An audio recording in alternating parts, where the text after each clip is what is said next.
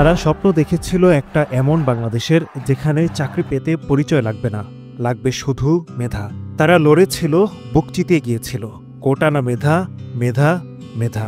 তাদের হাতে বই ছিল, মুখে স্লোগান, কিন্তু সরকারের হাতে ছিল গুলি। আর ইতিহাসের পৃষ্ঠায় রং ছড়িয়ে দিয়েছিল শহীদের রক্ত। 2024 সালের 5 জুন হাইকোর্টের এক রায়ে বাতিল হয়ে যায় 2018 সালের সরকারি প্রজ্ঞাপন। ফিরে আসে 30% মুক্তিযোদ্ধা কোটা। এর প্রতিবাদে 6 জুন ঢাকা বিশ্ববিদ্যালয় থেকে শুরু হয় মেধার পক্ষে বৈষম্যের বিরুদ্ধে প্রথম স্লোগান। সর্বমোট কোটাটা 56% এসে দাঁড়াচ্ছে, এইটা মোটেও সহনশীল নয়। দেশে যেরকম এই যে কোটা প্রথার যে বৈষম্যটা তৈরি হচ্ছে, এই বৈষম্যের বিরুদ্ধে আমরা ঘোর প্রতিবাদ জানাচ্ছি।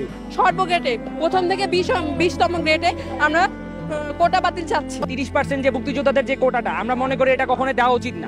1 জুলাই হাজার হাজার ছাত্রী ও চাকরি প্রত্যাশী জড়ো হন রাজু ভাস্কর্যের সামনে। তাদের দাবি ছিল সোজা, সরকারি চাকরিতে যেন মেধা হয় একমাত্র মাপকাঠি। 3 দিনের কর্মসূচি ঘোষণা করা হয়। 3 দিনের মধ্যে এই আন্দোলন ছড়িয়ে পড়ে সারা দেশে। রাজপথে তখন একটাই আওয়াজ, বৈষম্যের পতন চাই।